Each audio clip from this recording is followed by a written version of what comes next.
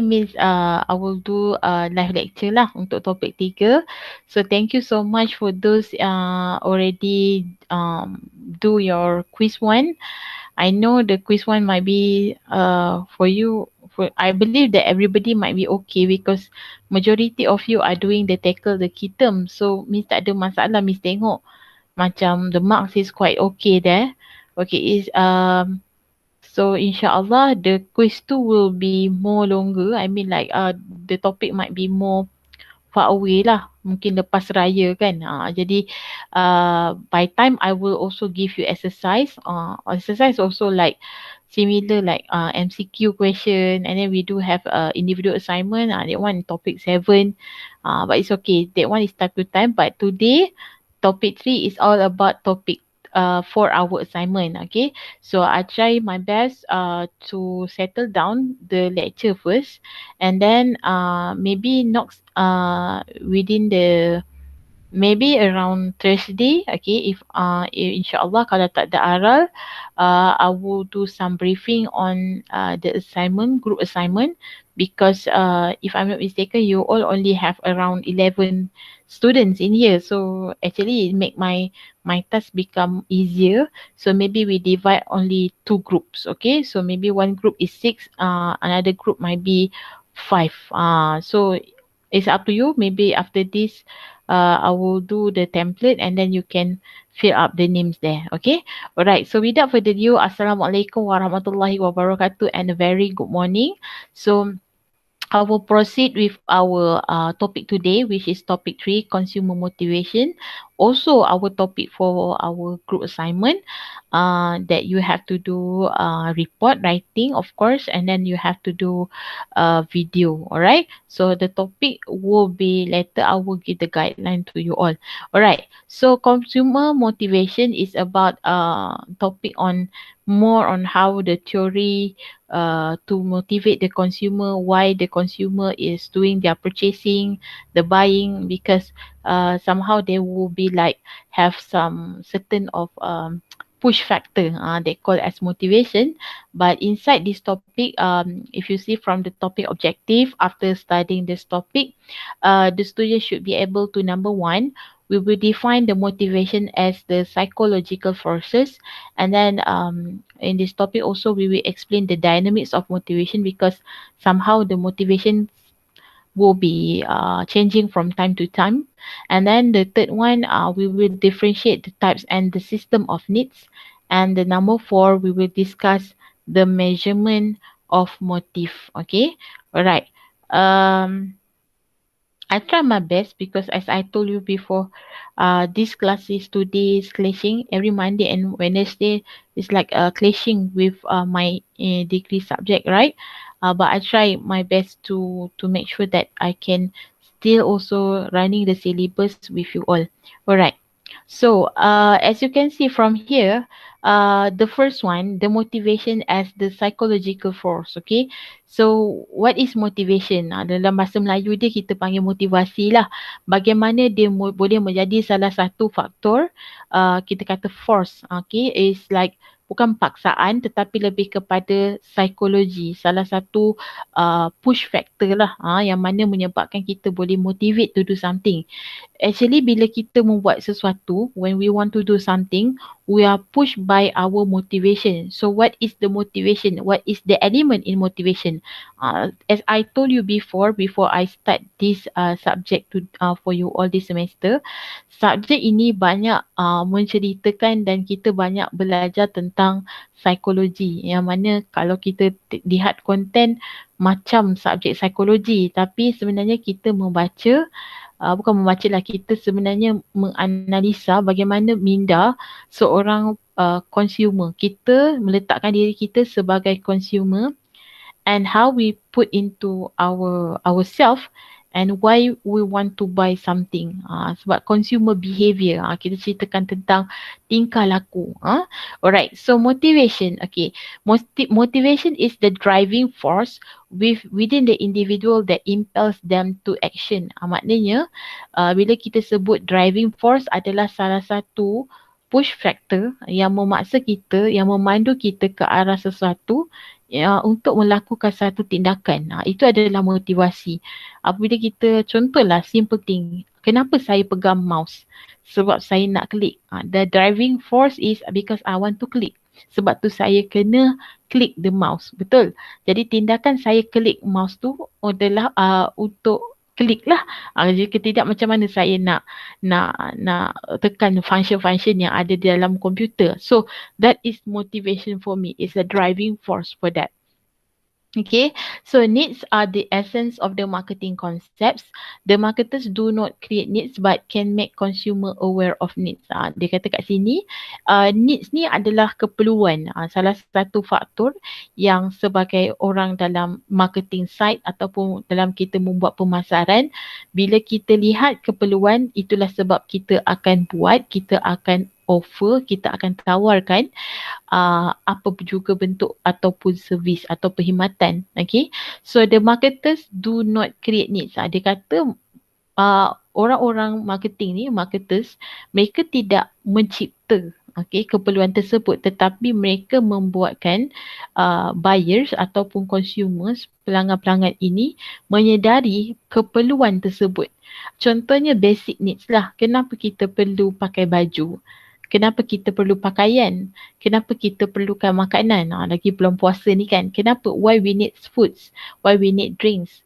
And why we need the shelter?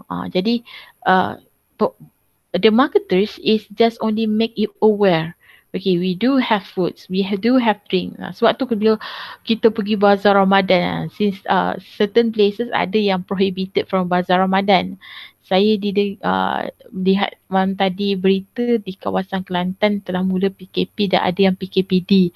So tak boleh cakap takziah, kita pun tak tahu, Selangor pun quite increasing area kan. Jadi kita jaga kita lah, flatten the curve. Pergi bazar jangan nak lewe-lewe, terus beli balik. Beli apa yang nak je lah, macam tu. Tapi biasalah kita manusia kan. Semua benda kita tengok kat bazar kita nak beli kan. Okay, so what I'm trying to tell you today, yang how we makes the consumer needs, because basic needs lah, kalau kita kata food and drinks during this Ramadan time, the reason why people needs, because this is a basic needs.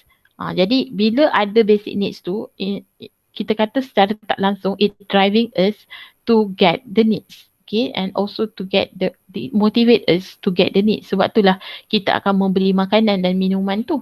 Okay, alright, so this is the model of the motivation process. So it start with like the unfulfilled needs and wants and desire, and then we also have the tensions. Okay, and tensions ni tekanan lah. And then they do have drive. Drive ni akan memandu lah, bukan driving a car, but it's actually driving you, okay, persuade you, or maybe convincing you, encourage you, banyak lah perkataannya.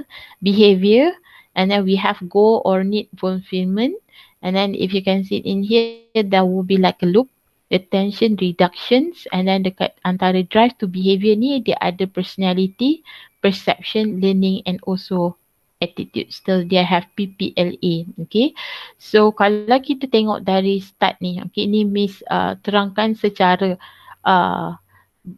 how to make your understanding easier. Okay, alright, kalau tak faham boleh type dekat ruangan chat ni. Okay, the first one, when we talking about these things like unfulfilled needs and wants and desire, bila kita ceritakan tentang keperluan manusia yang tidak unlimited, yang maksud bukan tidak unlimited tetapi unlimited, tidak terhad, our needs, our wants and our desire kan. Even we have food and drink, we want more.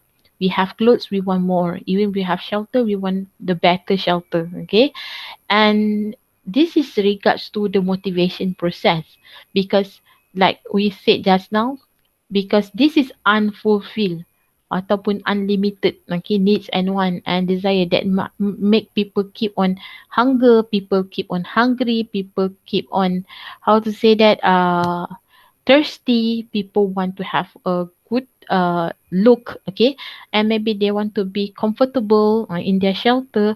So when they unfulfill it, okay, so there will reduce, there will be actually uh,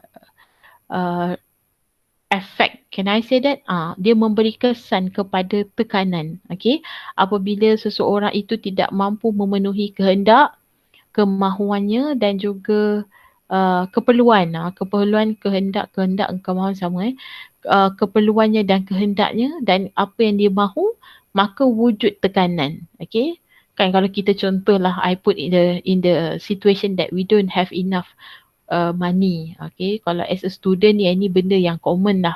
Okay, we don't have like enough money. Kalau kita living far away from our parents, right? Luckily, the COVID-19 made us easier. We have no need to rent the house, and then we just stay with our parents. Banyak juga pada Miss pun sama juga. We no need to have the petrol to go to work. We stay at home. We still also working, but we stay at home. Dia banyaklah hikmah dia bila COVID ni kan. Some say hikmah, some say to say no. But believe me, like all our like even teacher, lecturers, all those academician, kita nak jumpa you. Okay, kita rasa lebih seronok. Ni unfulfilled ones lah ni. Because we feel like when we just stay at home, okay, kita macam tak berkembang. Pada Miss lah, Miss nampak macam kita nak jumpa student kita, pelajar kita kan. Alright. Karenah you, attitude you, we are missing it. Okay. Alright. And then tension. Tension ni wujud tadilah bila kita tak dapat duit. Contohnya kan, kita rasa duit kita tak mencukupi, kita rasa tension, kita rasa runsing, macam-macam akan berlaku. And then it will be drive. It will drive you to the behavior. So drive ni kat sini adalah dia encouraging. Okay. Bukan, it's like forcing tu. Bila tak ada duit, kita nak kerja lah. Okay kan. Bila tak ada duit, kita cuba usahakan untuk dapat duit. Kalau kita tak memiliki makanan tu, kita cuba untuk dapatkan makanan tu. Kita lapar, kita dapatkan makanan. Kita dahaga, kita dapatkan minuman. Kita tak dapat pakaian tu, kita cuba dapatkan. It drive us. And that is what we call the behavior. Proses untuk mendapatkan tu tadi, tingkah laku kita untuk pergi ke kedai, untuk mendapatkan makanan, minuman, untuk dapatkan pakaian, untuk dapatkan tempat tinggal yang lebih baik. That is behavior. And of course, it will be have the goal or need fulfillment. Ini setelah dapat lah. Dah dapat makanan, minuman. Miss ni bulan puasa cerita makanan, minuman kan. That is example lah. Because to tell you in easier way. Okay, untuk dapatkan supaya kenapa kita perlukan, kenapa kita kena penuhi keperluan kita tadi. And then when we get food, our drinks, our shelter, our clothes, and then the goal or need fulfillment. Kita dah dapat atasi, kita dapat penuhi, okay. And then the tension will be reduce. The tension reduction ni bila kita dah dapat penuhi, kita tak adalah marah-marah kan. Kalau perasan tak, kalau orang belum puasa kan, sebenarnya sepatutnya belum puasa tu sabar, tapi jadi marah kan. Jadi kadang-kadang orang bergaduh lah kan, kalau queue panjang lah, panas ke kat bazar tu, sebab dah lapar, dahaga. Kemudian bila dia dah dapat buka puasa tu, semua yang kemarahan tadi, apa-apalah marah ke, dia akan turun, akan rendah. Dekat sini dah tekanan dapat dikurangkan lah. Okay. Kemudian dari sini, in terms of drive to behavior ni, kita tengok personality. Macam mana personality seseorang tu untuk mendapatkan, untuk memastikan supaya keperluan dia dapat. So there will be have the personality, and macam mana perception dia terhadap barang-barang tersebut, produk tersebut, perkhidmatan tersebut. Kemudian kita ada juga learning, how they learning, dia punya experience to buy the product. Kan, kadang-kadang time-time macam contohlah, I just give very simple, you order your food from Food Panda kan. Dia ada creations of drive kat sini kan. So you have to learn how to use the Food Panda punya apps, okay? And then you learn something, okay, how to make the payment, and then you learn also how to keep contacting the rider, and then you also can detect where is actually the rider now, and how many process that they need from you. To make sure that you not waiting so long, or sometimes you can waiting so long, right? So dia akan bagi tracking tersebut, masa tersebut, and they will give some like result to you. Where are they now? Okay. And then attitudes you. Okay. You learn how. Kalau attitudes yang they have good or bad lah. Attitudes ni. If they good, you will be passionate to passionate and patient to waiting for them. Waiting order you tu kalau tak passionate boleh jadi marah. Itu yang ada konflik-konflik yang kita tengok viral berlaku kan.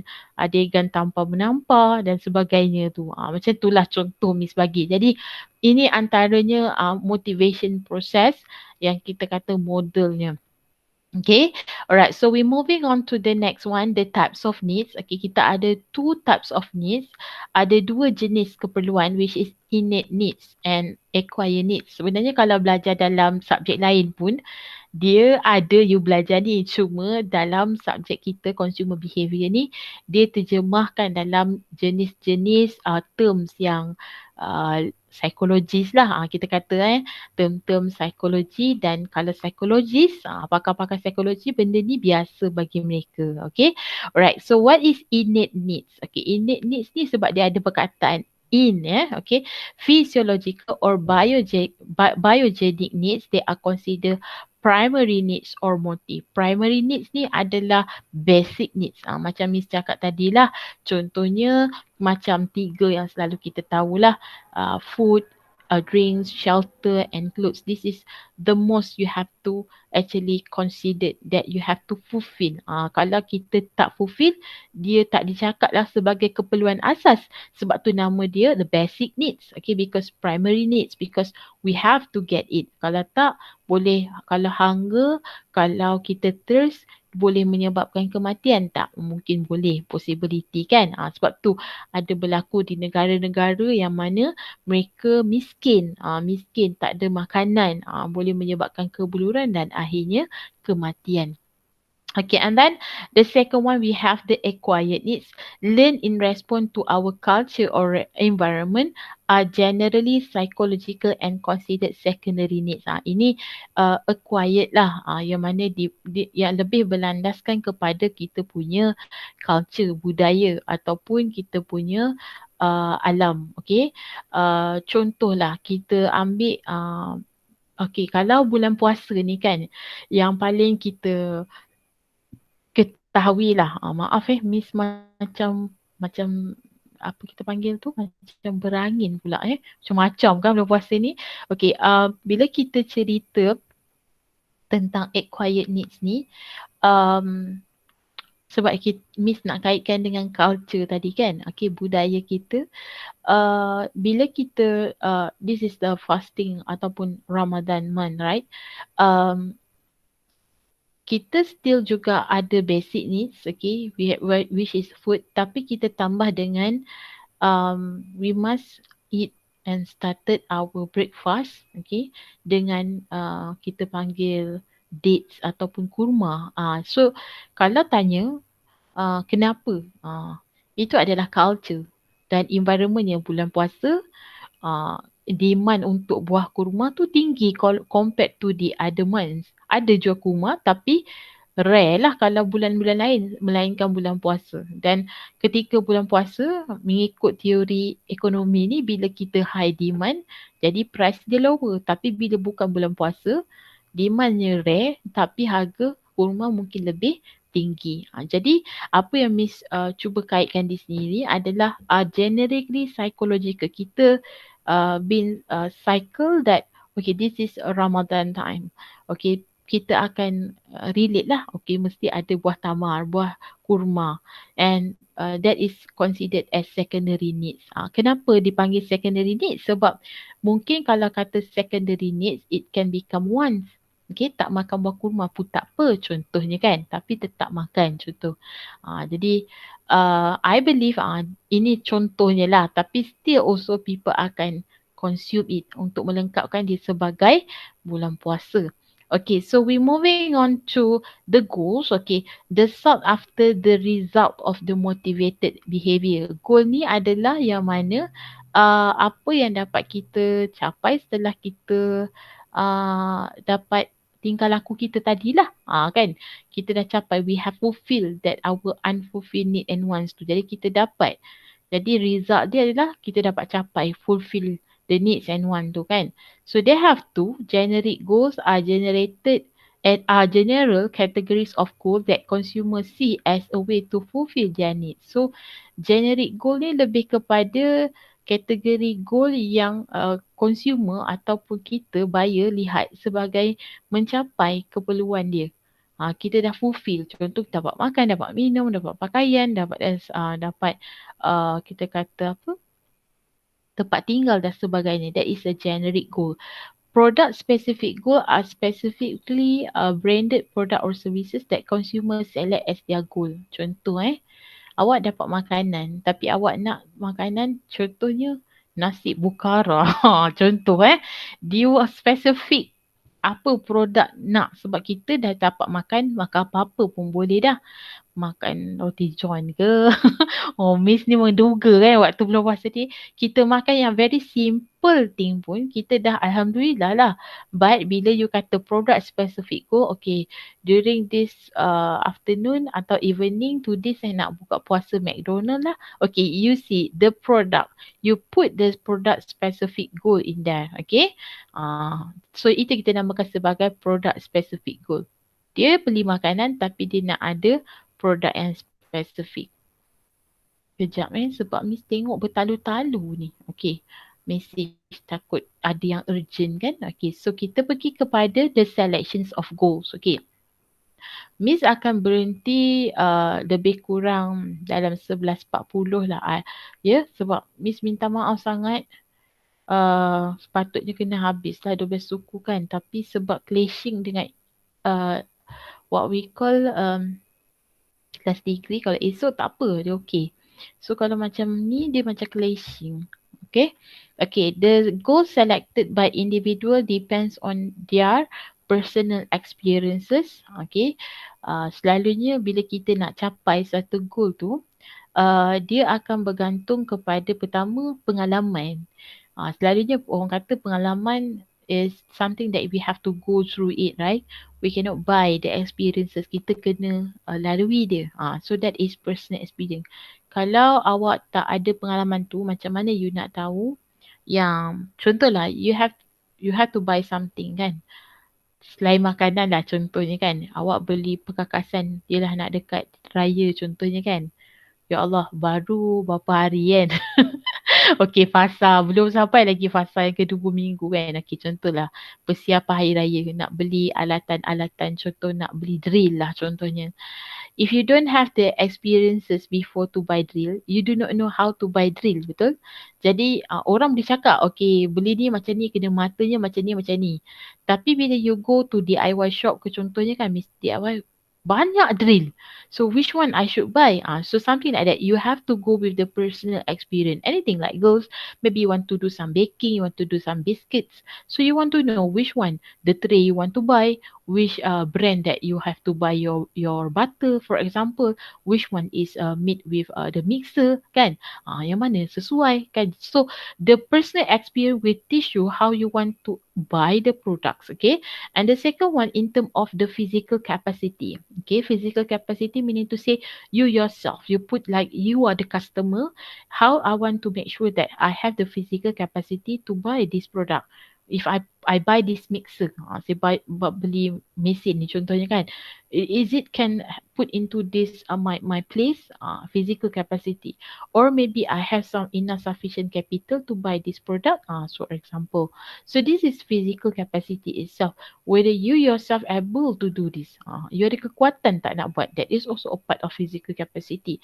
And then the third one, in terms of prevailing the cultural norms and value. I told you before, right? Example like kurma just now, right? If we don't eat kurma, kita punya puasa, our fasting is still sah or not? Yes, it's still sah. Okay? Is it allowed? Yeah, allowed. But why we should buy the dates? Because it's sunnah, right? Our Prophet Muhammad SAW during his time will start, okay, their food with this tamar or this date, that this is a prevailing culture, value and norms. And I believe also some products, even like if I'm not mistaken, like Dutch lady, they do also some kurma milk. They start to do something like what we call R&D, to make sure that the product must have some like touch up of these dates, to make sure that people, oh, when they have dates, they said they have more what we call more stronger, more energetic, because they believe that this date is giving some more energy. It's sunnah, right? Sunnah food. And then goal, accessibility in the physical and social environment. So they believe that when they want to achieve the goal, they must have the influence, accessibility of the physical social environment. Example, when you want to buy this simple lah. Okay, you want to buy this tamar, where you can get it. Mostly nowadays they have a lots of Arabic shop, right? If I'm living here before this, in area that Taman Melati, they have a lots of Arabic shop there. Then you can get every month. Actually, that something like this tamar, ajwa, mariami, tamar. Okay, you can get it because that is the social environment. For those places maybe difficult to get. Maybe they can go to supermarket, but I believe that retailers nowadays like Giant, Tesco, they do have a lots of this what we call selling the products for our Ramadan. Okay, so we're moving on to the next one. Okay, the motivation and goals. Okay, so they do have two in here. Okay, they said they have positive, there will be have negative. Okay, so the first one we're talking about the positive. Okay, what's mean positive? Motivation. Okay, motivation, that a driving force towards some the object or conditions uh whereby they have approach goal. Okay, you can see in here they have like bolded words in here. Wait, I do not know what. Okay, so they have the approach goal, a positive goal toward which behavior is directed. Okay, what is this? Okay, so bear in mind when they say a driving force toward, meaning to say you are being forced to go to that object or condition in order to achieve your goals. Okay, so that's why they said approach goal. So a positive goal toward which the behavior is directed. Okay, I give very simple example. Okay, some said, okay, when you are let's say you believe that your weight um is macam mana nak cakap your weight is increased, for example. So when people say that let's go to the gym, you can lose your weight there. Okay, so this is approach goal.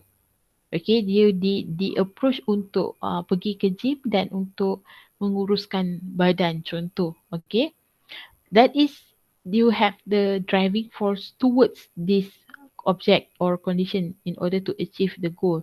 A goal is to lose the weight, right? Or puasa lah, okay? Or fasting. So for negative, itu tadi sebab dia approach, dia akan pergilah. Dia akan pergi gym dan dia akan cuba slowly doing the exercise dan dia akan kuruskan badan dia. Okay, for negative, motivation, a driving force away from some object or condition. Avoidance goal, a negative goal from which behavior is directed away. So maksudnya kat sini, dia mungkin diberitahu, okay, you have a increase your weight, so why not you go to gym? Sama juga contoh tadi, but there will be like forced away. Rather than to go gym, I will rather to eat my donut, for example. Sebab dia letakkan negativity tu. I don't bothered about the weight. Saya akan force away, dia akan mengelakkan. Ada setengah orang macam tu bila kita kata jom pergi gym contohnya kan, dan dia kata nantilah, dia akan bagi many excuses lah, and yet how they to rebel, dia akan makan, dia akan makan. So this is negative goal. Goal tadi sepatutnya tak dapat dicapai lah. Jadi dia rasa untuk instead of pergi gym, dia makan dan terus makan. So this will be the behavior and directed, dia punya behavior to go to gym tu will be directed away. Akan pergi. Alright, so we moving on to the next one. Okay, this is the blogger motivation. Macam mana dulu sebab ini kan slide lama so dia banyak cerita tentang macam mana seseorang tu bila dia jadi blogger. I think that now they are the more on YouTube kan, kita panggil vlog, vlogger. Jadi dia kat sini blogger ni macam something like website and then you kena buka, so someone yang edit you, yang you maybe ajak them as to become friends, dia orang akan follow you lah. Tapi kalau it's been not noticed, so tak tahu kalau macam YouTube ni berbeza sebab you can start to publicly and people can actually see you. Okay, so kalau tengok kat sini, blogging for self-expressing, I use my blog to free my mind when I am moody. Ni selalu orang express sekarang ni using social media. Okay, Facebook. Blogging for life documenting. Ni kadang-kadang post video, post audio, lepas tu post gambar. Ini yang selalu yang digunakan macam Instagram kan, Twitter. Blogging for commenting dekat Facebook, ketiga-tiga yang paling Facebook, Twitter, ini adalah commenting lah. Okay, tweeting. Dia kata keep tweet kan, macam tu. Blogging for forum, kadang-kadang di Facebook ni kaya dengan forum lah. Dia boleh buka satu forum, kemudian yang jadi members akan join that one. And blogging for information seeking, ini selalunya kita bertujuan untuk carilah apa-apa maklumat yang berkaitan dengan kita punya interest. Contohnya you like to, maybe your interest is to do like self-writing, suka menulis lah, apa-apalah. Mungkin you bekerja sebagai writer ke dan sebagainya. Jadi you akan go for blog-blog yang ada ramai yang encourage the writers lah, authors dan sebagainya. Okay, so kita pergi kepada rational versus emotional motive. Okay, so rationality implies that consumers select goals based on totally objective criteria such as size, weight, price, or miles per gallon. Kalau kita tengok je ayat ni, kita dah tahu dah mungkin seseorang tu dia membuat pilihan, okay, customer ni membuat pilihan berdasarkan goal yang rational. Okay, kalau Miss ambil contoh macam size ni, Miss ambil contoh kereta lah Kalau ikut ni cerita dululah yang selalu terkenal juga benda ni, okay, bila dia orang suka katakan yang rakyat Malaysia terdiri daripada 3 bangsa, betul? So 3 bangsa ni kalau ada Melayu, Cina, India dan Cina dan India kan. Jadi kalau yang berbangsa Melayu ni, kita lah Muslim, Malay, kita suka apabila kita tanya, kita buat sesuatu kan, kita suka bila kita membuat pembelian kereta lah, kita akan cakap kereta ni jimat minyak ke? Kan ayat dia. Dan salesman pun cakap scan, tengok CC dan sebagainya kan. Itu soalan kita kata famous lah sebenarnya. Lepas tu kalau berbangsa India, dia akan tanya kereta ini berapa orang boleh masuk. Dia tengok daripada size macam kita akan tanya, Melayu akan tanya jimat minyak tak. Dan kalau orang Cina, ini mitos lah actually, but I believe that this is also the story shared by the salesman. Sebenarnya dia akan tanya kalau India, berapa ramai orang yang boleh masuk dalam ini kereta. Okay. Kalau orang Cina ditanya apa, berapa laju kereta ini boleh pecut. Boleh pergilah maksudnya. Jadi setiap mentaliti ni akan ada perbezaannya. Nampak tak kat situ? Ada perbezaannya. Jadi apa yang Miss cuba cakap dekat sini adalah mengikut kita punya topik ni tadi adalah rationality.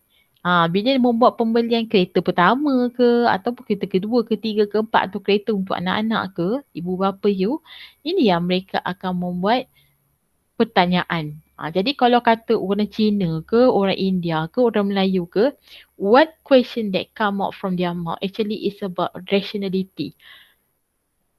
Size, miles per gallon, jimat minyak tak, weight, price, okay, kelajuan, This is about rationality question.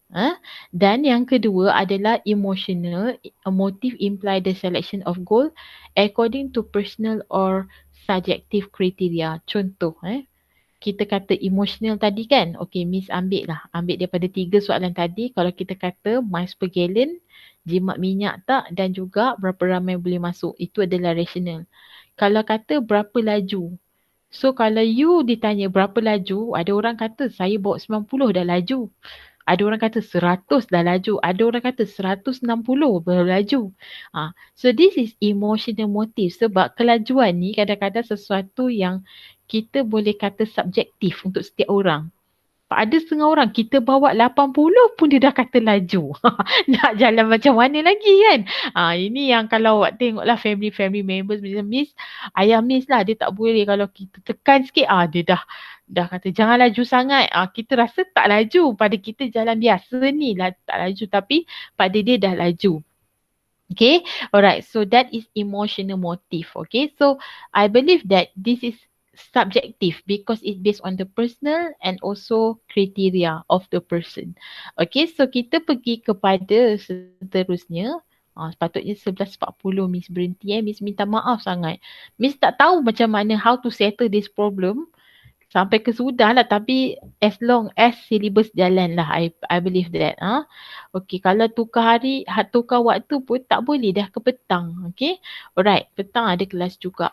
Alright, so we moving on to the dynamics of motivation. Kalau pada siapa yang mungkin tak tahu apa itu dynamics, okay, needs are never full satisfied.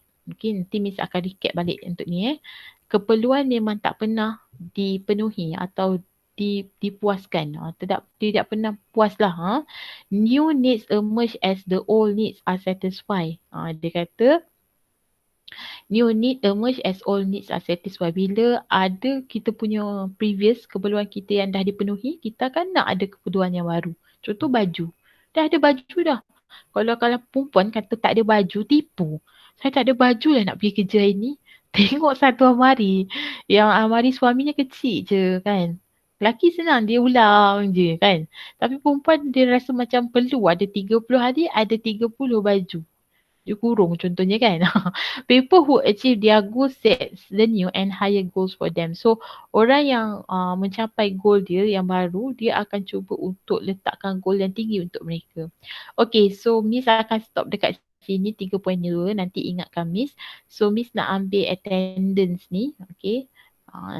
Walaupun you dah tanda juga dalam tu, tapi I still have to take the attendance. Okay. Yelah nak pastikan lah kan. Ya. Yang hadir tetap juga kena ambil attendance kalau live. Okay. Yang pertama, Syahdatun Nisa. Syahdatun Nisa ada? Tak ada. Muhammad Amirullah? Yes, Miss. Nisa ada, Madam. Okay.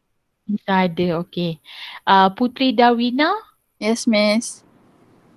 Okay. Muhammad Syahid? Syahid Azrul? Tak ada Rushdi? Muhammad Rushdi? Yes. Okay. Siti Nurfatiha? Okay, Yes, thank Miss. you. Okay. Nur Rabiatul Adawiyah? Yes, Miss. Okay. Mustafa? Ada, Miss. Mustafa. Okay. Nur Syamimi Aida? Yes, Miss. Okay. Dan Nur Atikah? Okay. Nur Ain Hazikah? Yes, Miss.